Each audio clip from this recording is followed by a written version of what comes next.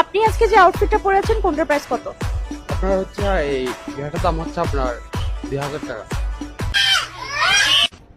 আর হচ্ছে আপনার প্যান্টের দাম হচ্ছে আপনার 3000 টাকা।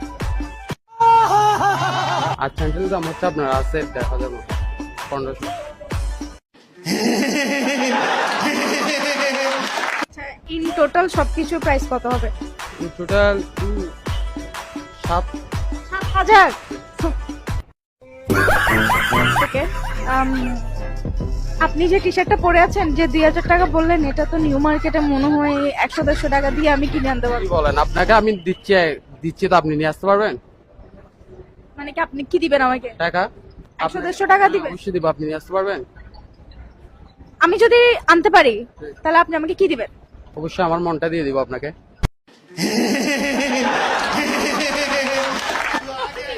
ক্রিঞ্জ লাগতেছে।